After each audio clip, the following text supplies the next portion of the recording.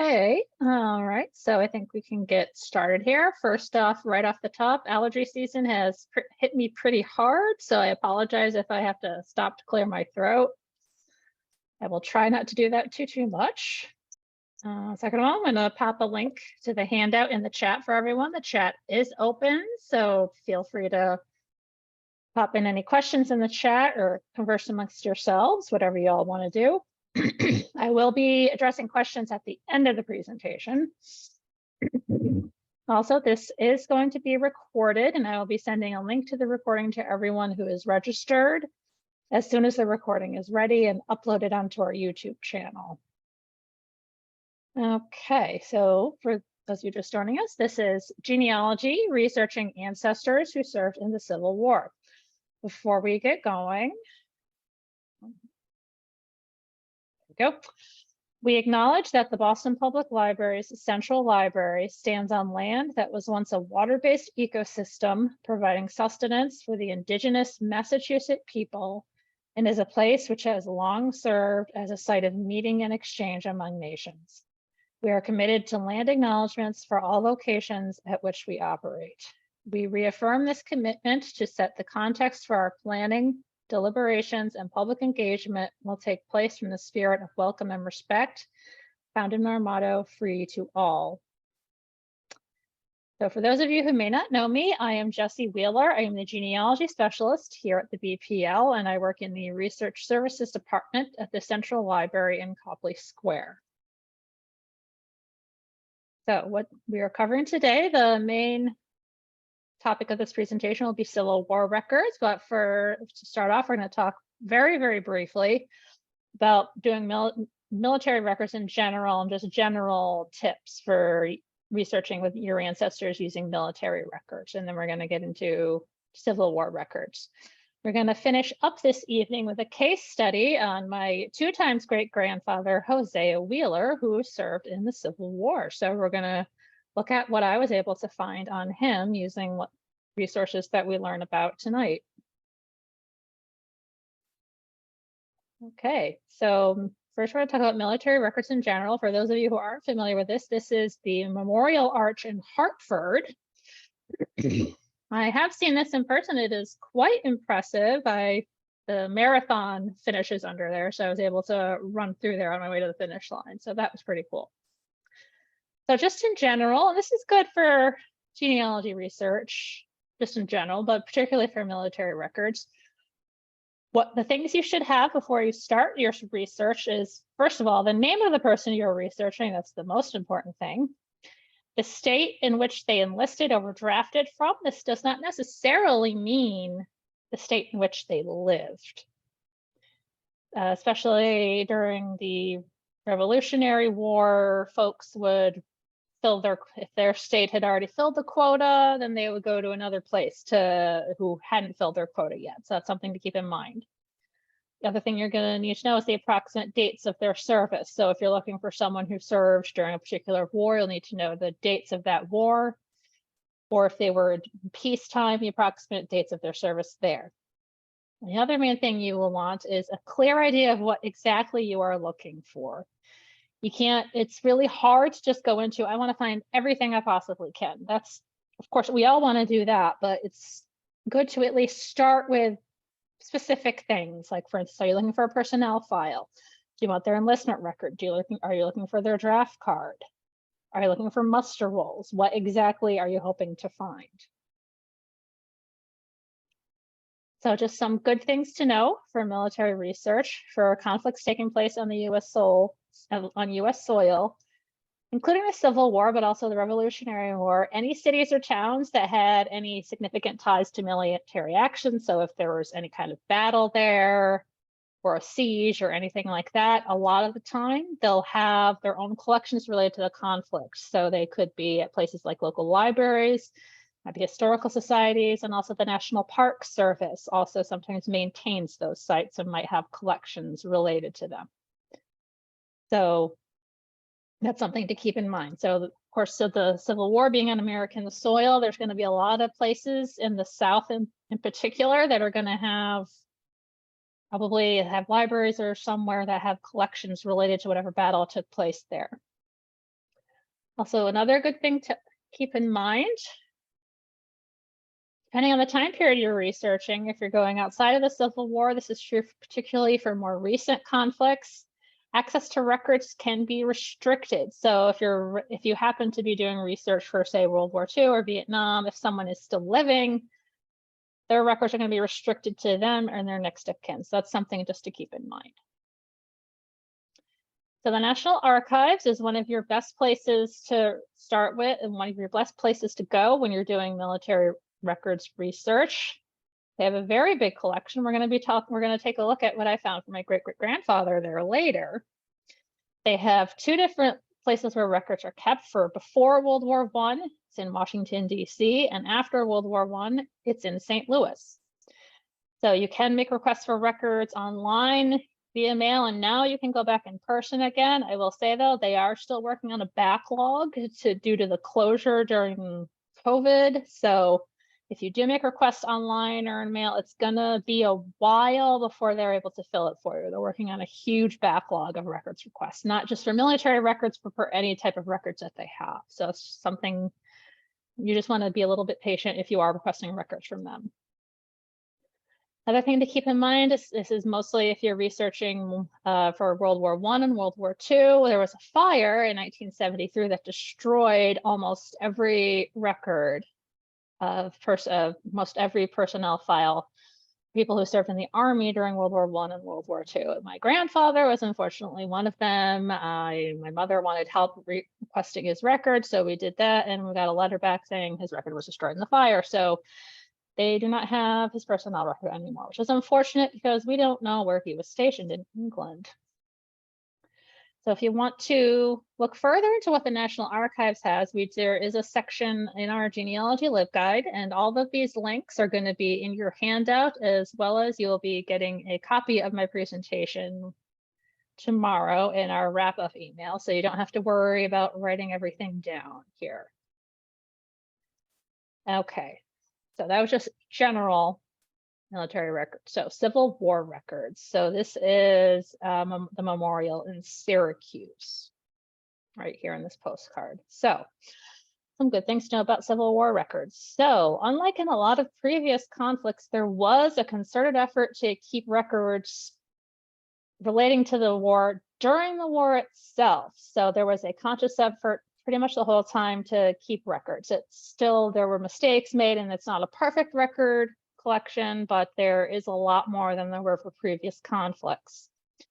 Compilations of records were published not long after the war ended. There's actually every state adjutant general was responsible for compiling all the enlistment records and discharge records and publishing them. We're going to take a look at those a little bit later.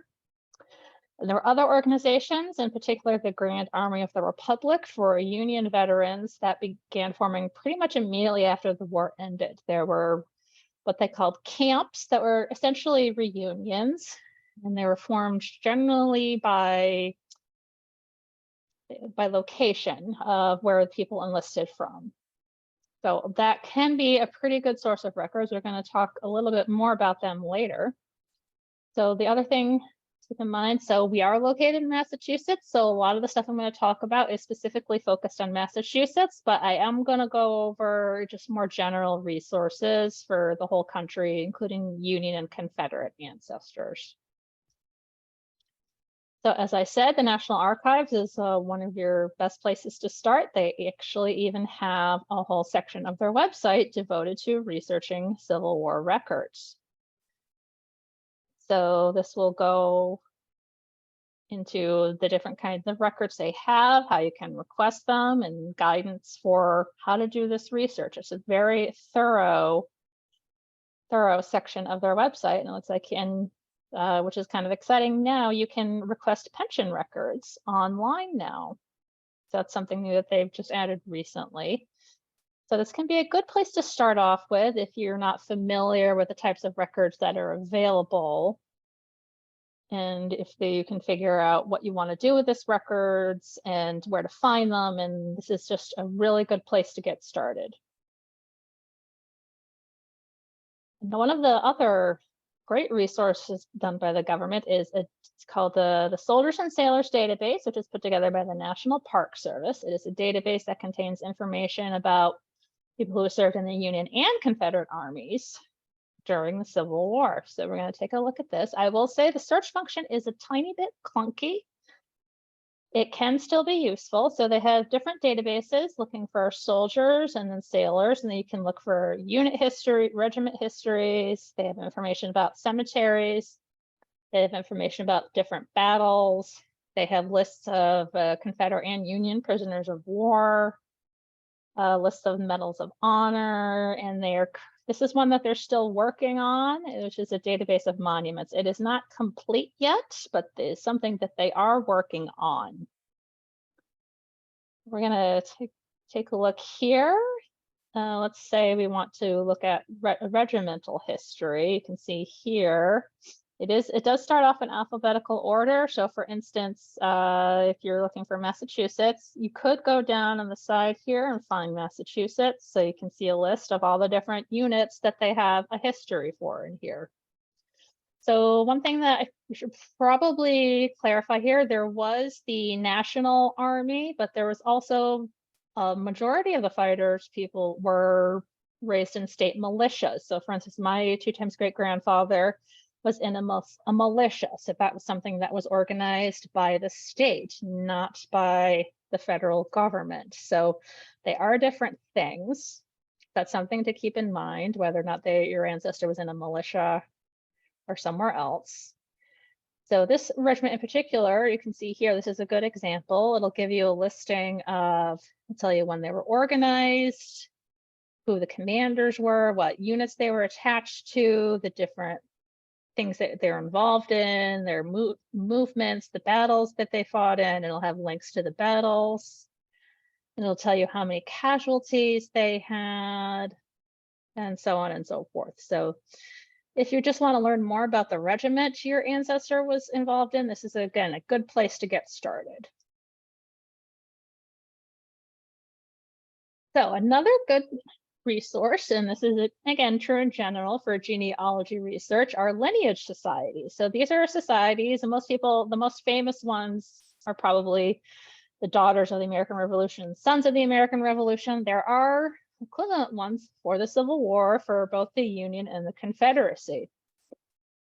So these, whether or not you're interested in joining them, they do have a lot of really valuable resources. For instance, one of the biggest ones that they have here, so this is the Sons of Union Veterans of the Civil War. One of their biggest projects, two of their biggest projects is the National Graves Registration Database. So they have listings here of people of Union veterans and where they are buried. So this is not just limited to the battleground cemeteries or the national cemeteries. They have been making an effort to find where all Union veterans are buried, even if they're in municipal cemeteries or church cemeteries. They've been trying to find that. So let's say, for instance, you want to see who might be buried in Boston. I'm gonna tell them I'm not a robot.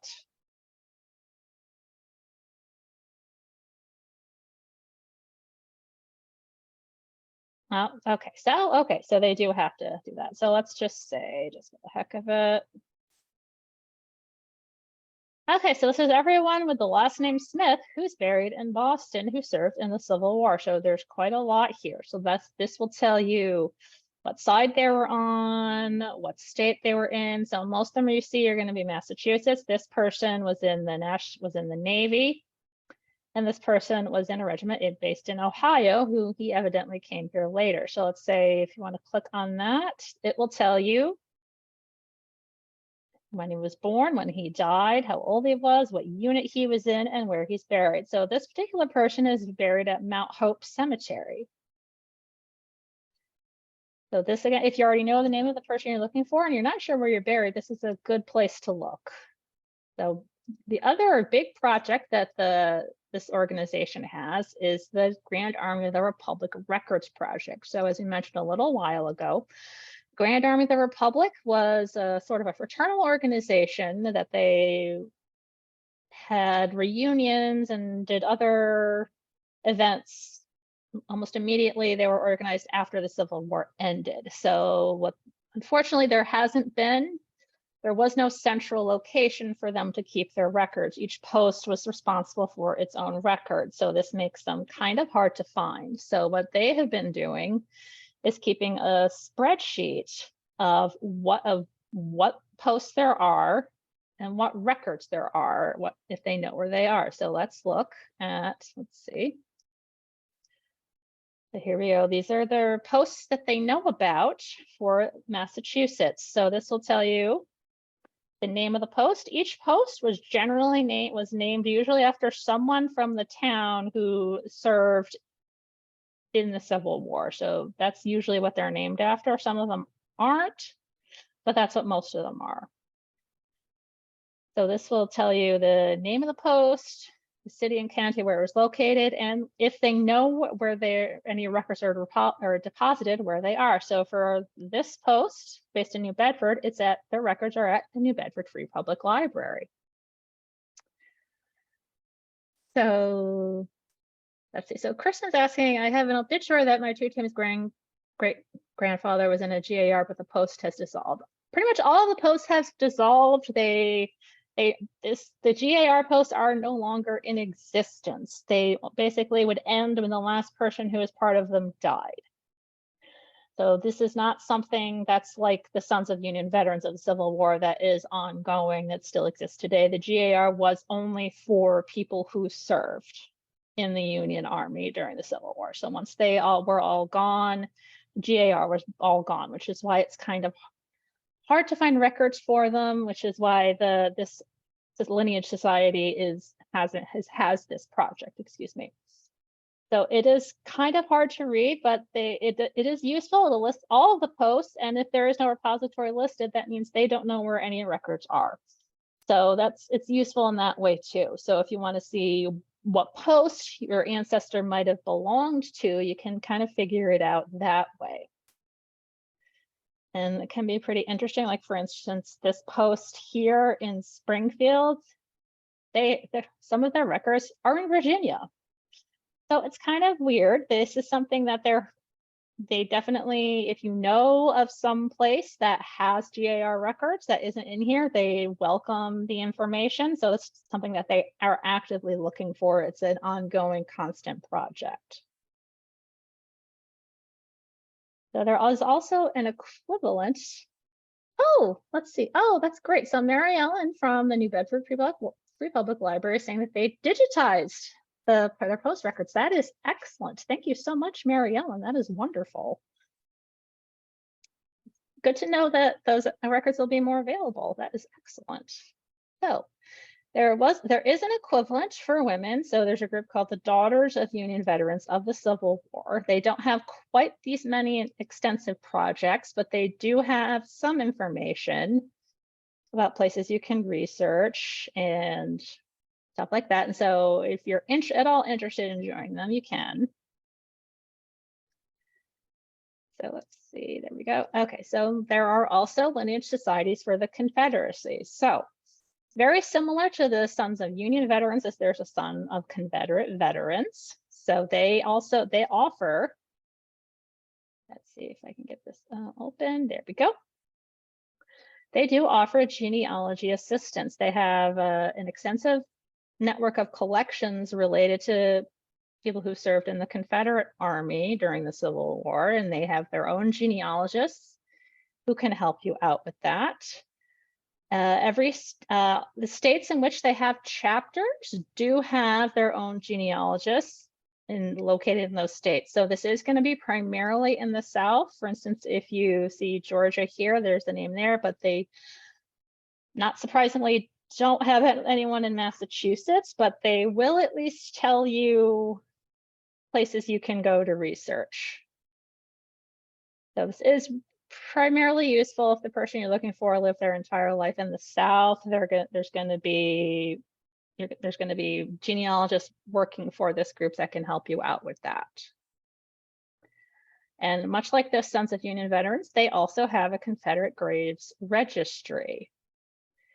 Again, the search functions are a little bit clunky.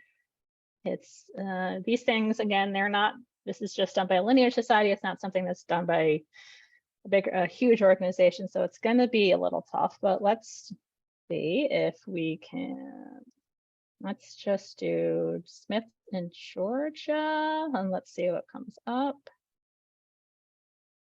Too many results. Okay, let's try. Unless anyone has a name of a Confederate veteran. There we go. Okay. So this will tell you the names of people, the units they were in, and if, let's see, and if you click on this button here, it'll show you down here 3 units and where they are buried. So it's it's pretty similar to the Union Veterans site. So this is another ongoing project that they're doing. And there's also a United Daughters of the Confederacy that they also provide genealogy services. And so that is something you can contact them for help with too. This will load for me. There we go. So they have a few different research facilities with their collections of records. So you can submit requests if you're looking for specific things, and they can help you out with that. All right, so we're going to talk about a few just general useful websites. So those of you who have taken my classes before know I pretty much always mention Cindy's List. Cindy's List, for those of you who are old enough, is kind of like the old Yahoo index. I don't know if y'all remember, Yahoo used to have a directory. This is kind of like that. It's a whole bunch of websites divided up into categories. It is just done by one person. Her name is Cindy.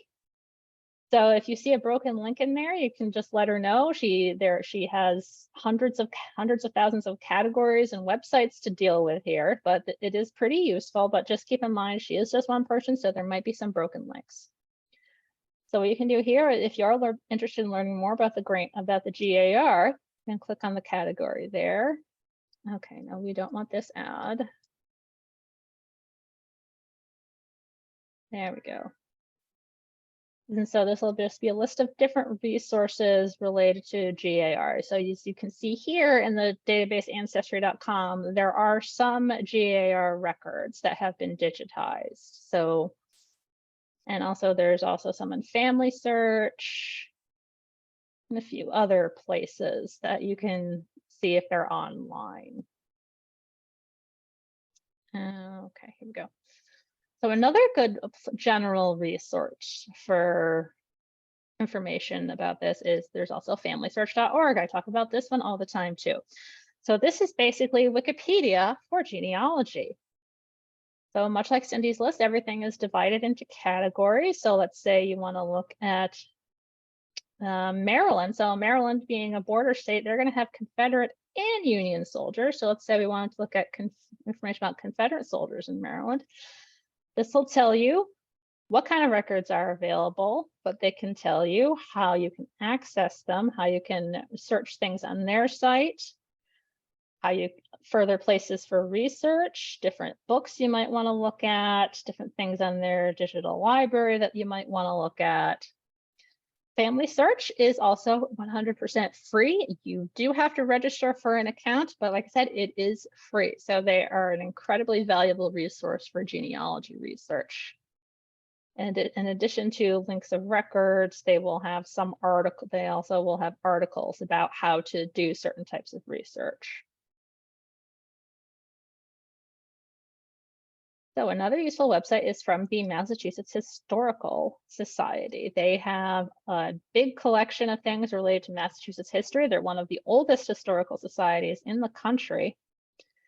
So they do have some collections related to the Civil War, and they have digitized some of them. So this is really useful if you're looking for information about the folks that they have letters and papers for, but they also have some photographs, which is pretty cool. So let's see here if we want to look at the 54th.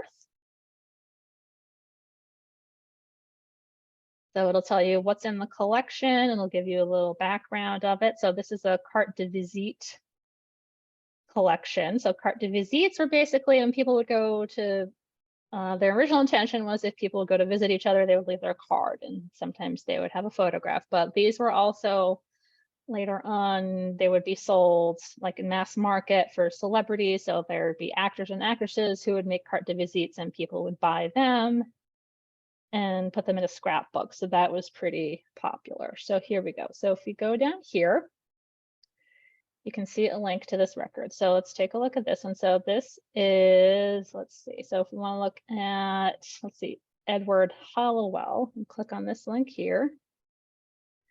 And there he is. So this is only a fraction of what they have that has been digitized. If you were to go there or make an appointment, they have a lot more that they could probably show you. Okay, so that's for outside resources. Now we're going to talk about some resources we have here at the BPL. So this big red set here is a Massachusetts Sailors and Soldiers in the Civil War. That's one of the biggest sets we have related to the Civil War, and we're going to be talking about that in a little bit. So here we go. Yes, Massachusetts Soldiers, Sailors, and Marines in the Civil War. It is a large set. You can see we showed this in the previous picture there. They're gigantic red hardbound volumes. These are things that were put together originally by the Massachusetts Adjutant General's Office. It was something that every Adjutant General in every state was legally required to do.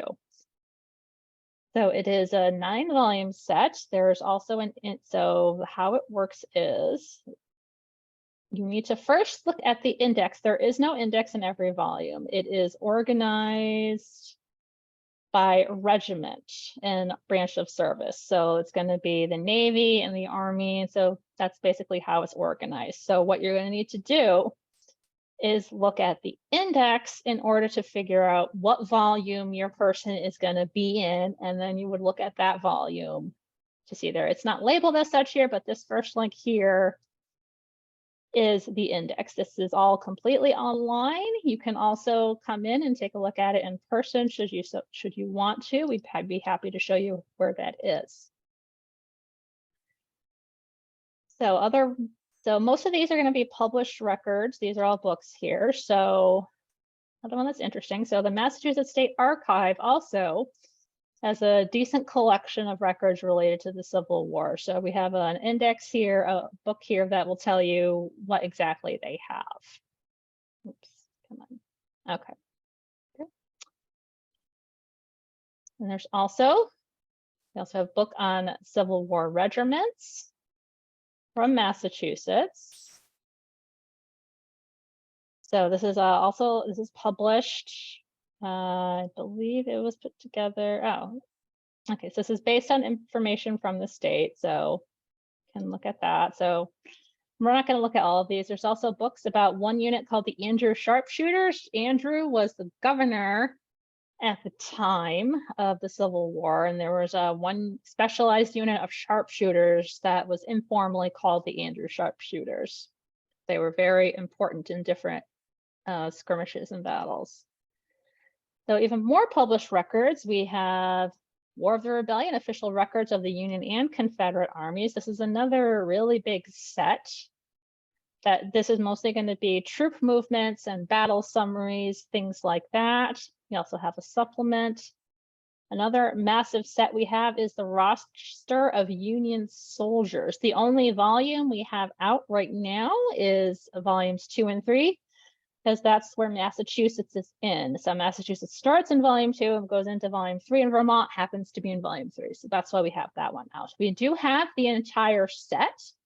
So if you're looking for someone from another state, you can just ask us and we will help you retrieve that. The rest of this set is in closed stacks because we just don't have enough room for it anymore out on the floor. So we do have the entire set. It's just Massachusetts is the only one that's out on the open shelf. We also have the official published records for Union and Confederate navies during the Civil War. So this, again, is just going to be battle summaries, movements, command posts, things like that. We also have several different biographical dictionaries. So biographical dictionaries are basically encyclopedias, but with just biographies of people. So we have a few different ones. These are just a few of the ones we have. We actually have quite a few more. These are just the most important ones, I thought. So we have people for, if you're researching people who are higher up in the chain of command, so generals and things like that, people who were really important, you could look at a few of these. For instance, who was who in the Civil War. So this will tell you, give you more information about the people who were really important in how everything functioned and where the soldiers and the sailors went and what they did. There's also a book of Civil War Medal of Honor recipients. So this is, let me see, when was this? This is published in, there we go. So anyone who received a Medal of Honor for actions during the Civil War is going to be listed in here. And there's different indexes they have here, so you can find people a few different ways. It is just for the Union, though. That's something you need to keep in mind here. And there's also, so these are two different things. There's the Roll of Honor, which is basically just a listing of where folks are buried. It's not the same as the Medal of Honor. So it can be a little confusing. It took me a while to get that straight in my head, I know. So again, this is just going to be Union soldiers. So this is just, it's a listing of all the cemeteries that where Union veterans are buried and all of that information. So there have been lots and lots and lots of books published related to the Civil War. So there's a lot of very basic research guides if you're interested in learning more about memorial sites. So like I said, if you, this book right here can help you figure out where you might want to ask if you have an ancestor who fought in a battle in a particular place. There's also a book we have about place names of the Civil War. So the Union and the Confederacy used different naming patterns for the different battles. So this can help you get all this stuff straight if you want to make sure you're going to the right place. And it also has the names and locations of different hospitals, prison camps, pretty much any place that had anything to do with the Civil War, there's going to be information about it in here. The other important thing that I want to mention are regimental histories. So in addition to just basic regimental information like they have on the National Park Service's website, a lot of people, once the war was over, wrote books about the regiments they were in. So a lot of them are going to be partially memoirs of the person who wrote it, but also just general histories of the regiments. So I've linked in the catalog here just to the category here. There is a whole category about it. So we have quite a few. Yes, we have 832 of these. So there's quite a bit. So some of them are going to be more professionally published that were done a bit later, but a lot of them were written by people who actually served. It's going to primarily be higher level people. So lieutenants, captains, generals. A lot of them, and they were going to be published like 10 to 20 years after the war ended. So there's a different mix of things that we have, and it's not just Massachusetts. There's stuff from all over the country. Like you can see here, there's stuff about Louisiana, North Carolina, different things about Irish regiments. I believe there's a book about the Harvard Regiment. There was a regiment that was comprised almost entirely of Harvard students. So there's books about that.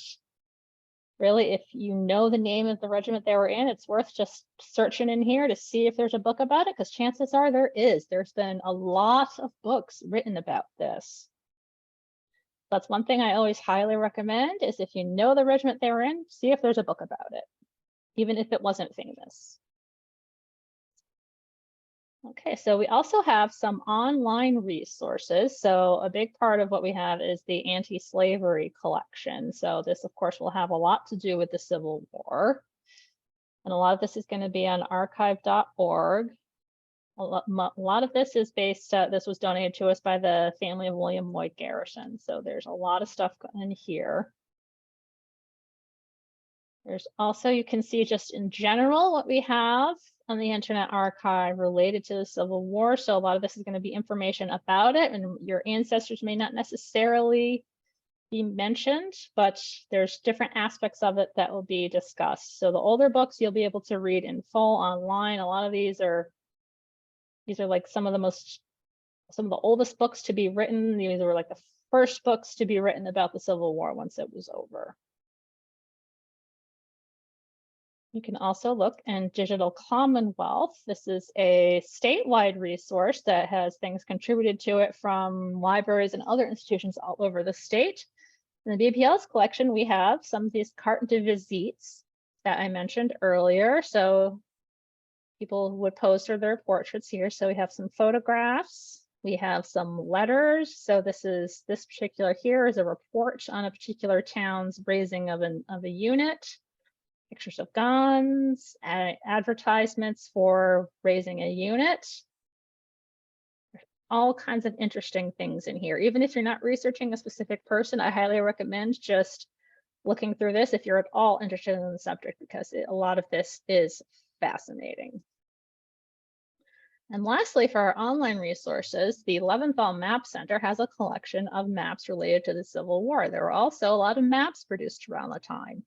Some of them would show, like you can see here, this will show where the different forts and fortifications were. It'll also show you here, judging by color, who was on what side. So the Confederacy, here you see here, is in pink, the Union is in blue, and the border states are in yellow there. And if we zoom in a bit, so let's go. Here you'll see the cities and towns, and you'll see the rail lines, and there's marks for where the fortifications were. And that's just one of the maps. There's a lot of different maps that will show where different things were, where battles took place, troop movements, stuff like that. So again, if you're at all interested in this topic, definitely recommend looking through these. All right, so now we're going to go into a little case study here. We're going to talk about my 2 times great-grandfather, Hosea Wheeler.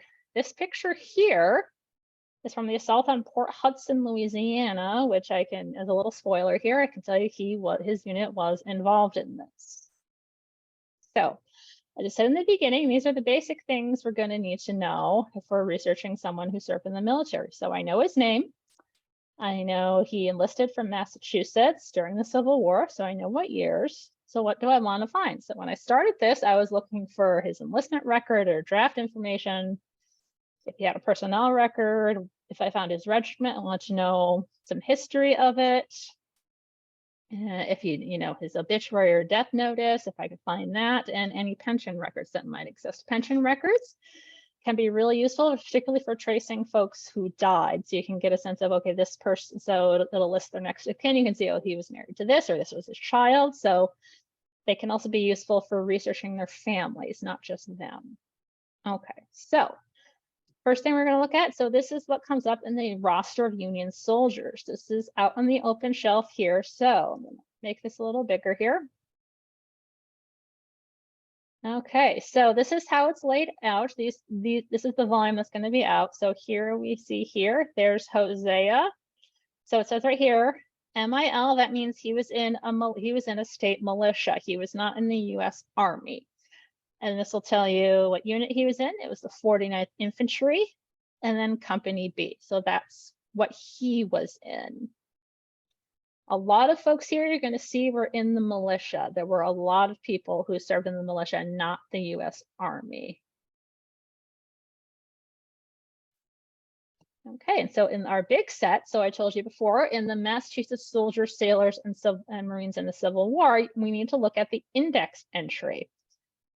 And this will tell you what book it'll be in. So here we found Hosea. So this tells me that he's in volume 4 of this set on page 479. So the next thing I did after I found this index entry was I went to volume 4, page 479.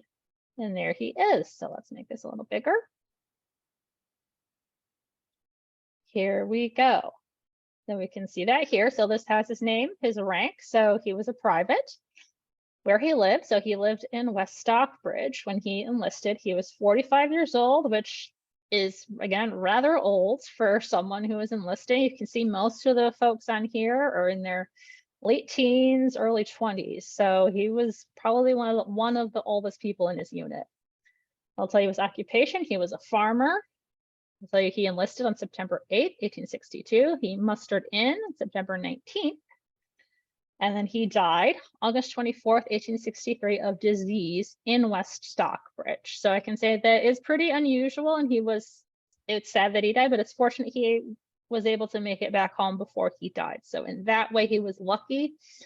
A lot of folks who died far away from home, and sometimes they were never returned. They wound up staying where they died. But he was fortunate. He was fortunate in that he was at least able to be with his loved ones when he died. So he was, as far as these things go, he was pretty lucky.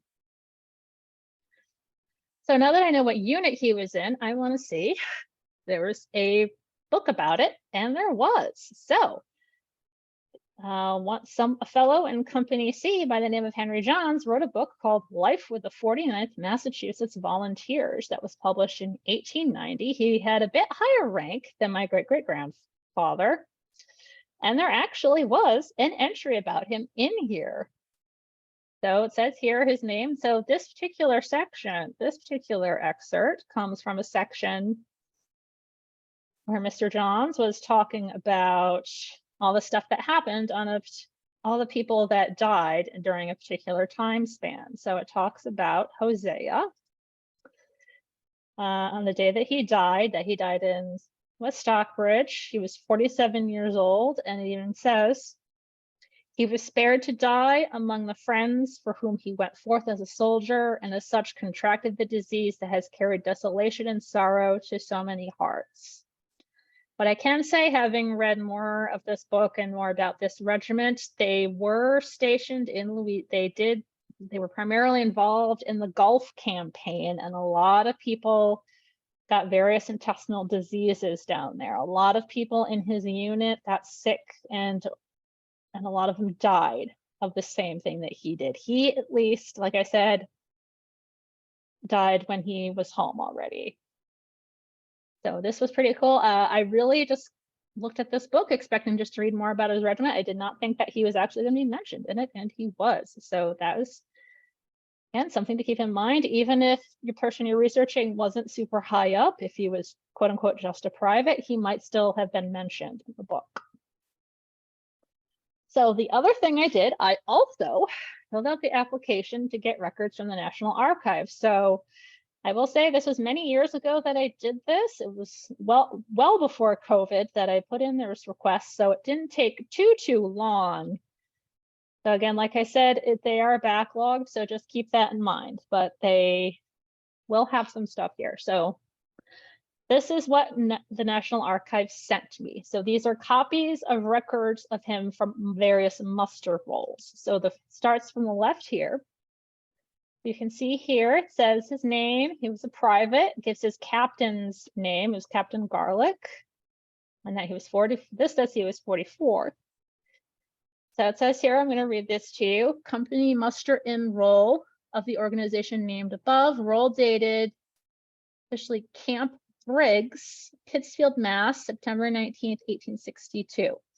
So that just tells you that's where that's where the brief amount of training that they got was at that camp in Pittsfield. So for those of you who are not familiar with the geography of Berkshire County, Pittsfield is the biggest city in the county. So that's where the regiment was raised for the county. So anyone in the county basically who wanted to join it traveled to Pittsfield, and West Stockbridge is just 1 or 2 towns over from Pittsfield. If you get on the Mass Pike, if you get on or off the Mass Pike in Berkshire County, you're either doing that in Lee or West Stockbridge. So that's about where it is. So the rest of these slips here, yes, Sarah, patience is key with the National Archives. definitely want to be patient. I didn't have to wait 2.5 years for mine. I just had to wait a couple months. But again, that was many, many years ago that I did it. But it's definitely worth it because there was some stuff here I didn't know. So this will just say, so again, muster roll, he was present the date that this was taken in December. He was present. So this is just a summary. So at all the musters in December, he was present. January and February, he was present. Oh, that's not what I meant to do. There we go. Okay, so now in this one, it reads right to left for some reason. So this will say here, March and April, present. So May and June, instead of saying present, it says absent. So then down here it says remarks, sick at Baton Rouge. And this is for May and June. So sometime in May or June was when he contracted the illness that would eventually kill him. And so he contracted it in Baton Rouge, where a lot of other people did as well. So that's what that means. So that tells me how long he was sick. He died at the end of August, but he was sick in May or June. So he was sick for quite a while before he died. So this is the last muster slip for him. So this will tell you, muster out September 1st, 1863. That's just when his whole unit mustered out. He had passed away before that. This also tells you the last time he was paid, which was February 28th, 1863. So how much money, I haven't been able to quite figure this out. It says amount for clothing in kind or money advanced. So I think that's how much they were docking him. Oops. I believe that's how much they were docking his pay for things that they provided to him. But I'm not 100% sure. So down here, it'll say in remarks, died at West Stockbridge, August 24th, 63 of chronic diarrhea. So we did see that already, but this is the official record from the National Archives that tells you this. So I did learn a little bit more about what exactly happened to him. So it's kind of sad. He was sick for a very long time. But on the other hand, like I said, he was able to make it back to his family. So the other thing you can do, much like how you can find obituaries for people you're researching more recently, you can search newspapers. So what I did was I did a search for his units in a database we have that has the Pittsfield Sun. So West Stockbridge did not have its own newspaper, so I wanted to search for Pittsfield newspapers. So I did a search for his regiment, and this is what I found, one of the articles that I found. It can be very handy. It'll tell you what they were doing. A lot of the small local newspapers would have regular reports about where the units of people who lived there, what they were doing, what they were up to, who was killed, who was injured, who was sick, what any battles they participated in. So this tells you some of the sick and wounded of the 49th Regiment returned to New York in the steamer Thomas A. Scott in charge of hospital steward Bain, and a portion have already reached their homes in the Berkshires. The following is a list of their names. So these are people that were sent up ahead of the rest of the unit because they were injured or they were sick. So as you can see from this list here, a lot of them are listed as having chronic diarrhea. For Hosea, it just says debility, but we know that he also had chronic diarrhea. So you can see here, a lot of people in his unit, that's what they had. So it was warm down there. It was summertime, so it was really easy to pick things up. And as a lot of you probably already know, most of the people who died during the Civil War died of disease rather than injuries on the battlefield.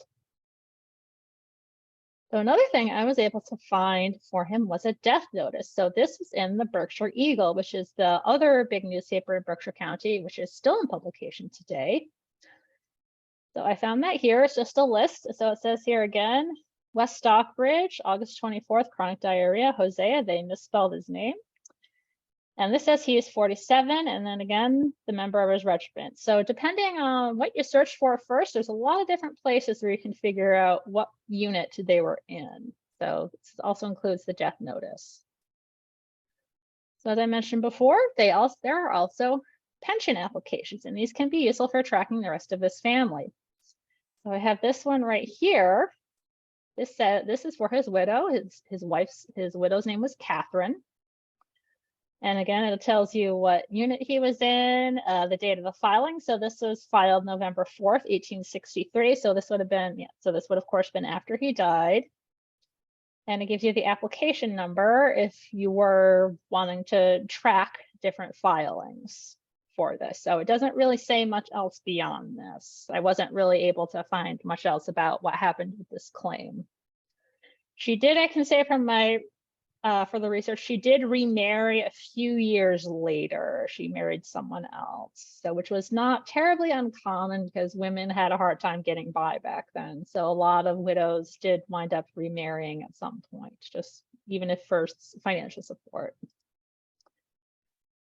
So another interesting thing, and this is going to be I found this in Ancestry.com, is a headstone application. So this is even true now.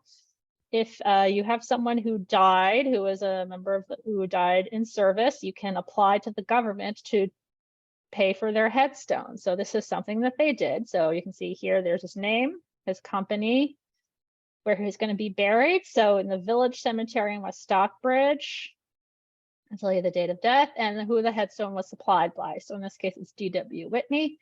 It'll also say here contract dated. So this was in 1899, which, if you're doing the math, that's over 30 years after he died, which means he was likely in an unmarked grave. I have a theory as to why it took so long, but I haven't been able to substantiate it yet, so I'm not going to go too far into it here. Suffice to say, he may not have had a terribly happy marriage. But if you do want to see his headstone, it is in Find a Grave.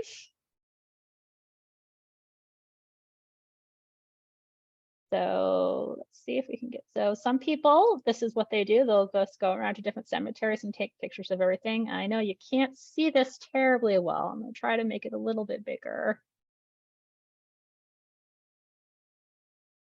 Oh, and they don't want to cooperate with me. Okay, yeah. So one of these days I'm gonna get to the cemetery and take a better picture for when I do this presentation in the future. But for right now, this is the best I can do. So this is fairly typical of a Union veteran grave site. If you go to any old enough cemetery in the area, you can see things that look almost exactly like this. It'll have their name. So it has his name here, the company he served, and his unit. That's pretty much all it has there. So fortunately for Hosea, this is still a kept up cemetery. So you can see here the lawn is mowed and everything. And they also still, this is one of the sites where for Memorial Day, they put a flag out for him. So very likely he's buried somewhere that's maintained. And this is not true for everyone, unfortunately. So you can also, there's also Google. Google is not your, Google is not your best resource, but you never know what you might find. So this is something I found, just was randomly Googling the unit in Hosea a few weeks ago. Excuse me, and I stumbled on this. So this is the village post office and town hall in West Stockbridge. This kind of tells you just how small West Stockbridge really is, that their town hall, which is this building on the left here, is very small and it's still their town hall. So in their town hall, there is a memorial to everyone from West Stockbridge who died in the Civil War. So again, one of these days I'm going to go over there and take a better picture, but for right now, I can tell you Hosea is right here. So this is a very nice plaque. So there was someone who in 1880 decided to pay for this plaque to be put up. This is the only memorial I've been able to find that's actually in West Stockbridge. So this lists everyone who died in the Civil War. That's from West Stockbridge. So you can see, yeah, Hosea is right there. And there is a difference here. So you can see again, only a few of them it'll say died. And if it says died, that means they died of disease. And it says killed, they were killed in battle. As you can see here, most of the men that died from West Stockbridge died of disease. So it even has the number here that says of the 23 soldiers listed, only 6 were killed in actions or wounds. The rest died from disease. So that tells you, again, it's a great example. As I said, most of the soldiers who died of disease and not battle wounds. So again, one of these days, I'm going to get a better picture of these things. But for now, this is what we have. And that is the end of my presentation. So I I'm available for a little while here. If you have any questions about anything I talked about or any questions about genealogy in general, please feel free to pop them in the chat. If you have any questions that you think of later, you can email us at ask@bpl.org. We are also available by phone Monday through Friday, 9 to 5. And we also have an online chat service Monday through Friday from 11 to 1. Okay, let's see. Do we have any? Oh, okay. Hi, so Eileen is asking where do I find POW records for Andersonville? So that is something that will be in the Soldiers and Sailors database from the National Park Service. So let me see if I can get back to that link here.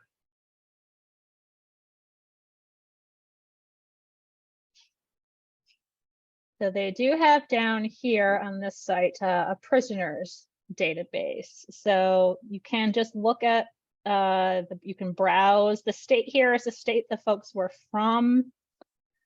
You can also do a search for their name here. If you want to put in the name of the person you're looking for, I can type it in here and see if they're in here. But yeah, in general, this is where you would go for it. Again, it is a little bit clunky. If you want to get a better record, you would probably just want to look for a book about it. There's published records of that, or again, you can try contacting the National Archives or even contact the National Park Service, because these are both Andersonville is a National Historic Site now, so they're going to have their own records on it. Okay, William Potter. So sorry, Teresa is, I'm not sure what exactly you're looking for. Okay, let's see. So Amanda's asking, if a widow remarries, is she still able to get compensation? No, she is not, but yeah, so she is not. So I suspect that's why there wasn't any more in that file for my great-great-grandfather, because I know that his wife remarried, because there's no further records other than that, because I know she got married. So yeah.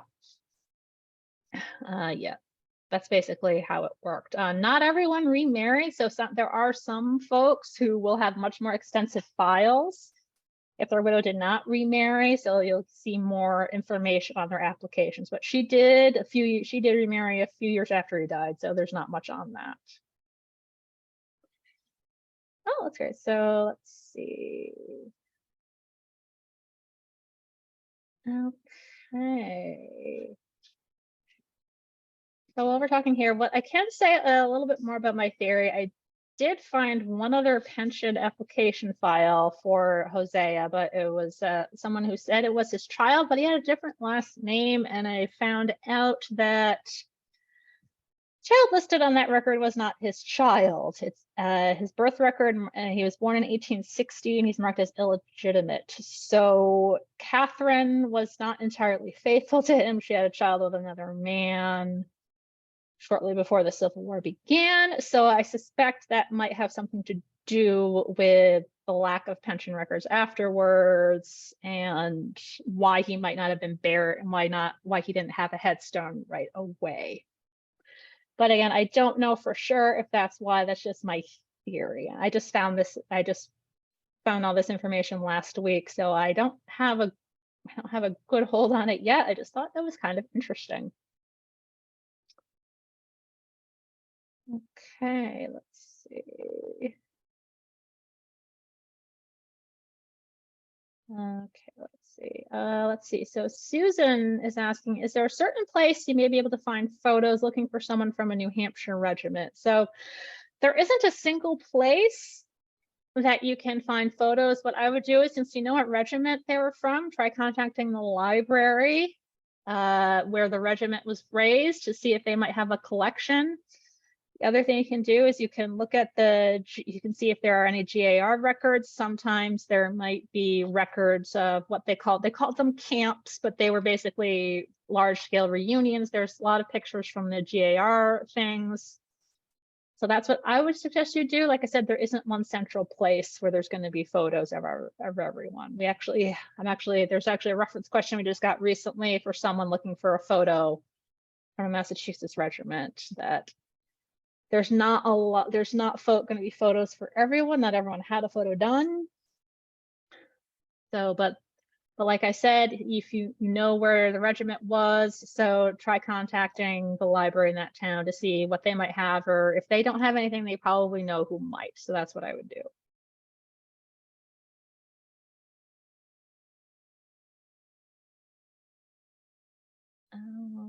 Okay.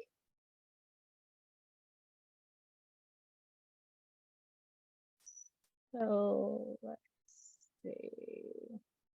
I think that about covers it. All right, so if no one has any more questions, I'm gonna go ahead and wrap it up. But as I said, if you think of any questions, you can go. You can shoot us an email, you can call us, and we also have a live chat. This class was recorded and everyone will be getting a link to the recording once it's been uploaded to YouTube. You're also going to get a wrap-up email tomorrow that will have a link to the handout in case you didn't get it, as well as a copy of my slides here. So if you missed something, you'll be able to see it again, and all the links that I talked about here are going to be in your handout as well. So that's about it. Thank you everyone for coming. I hope you all have an excellent weekend. And yeah, you can always also email me too. So have a good night, everyone.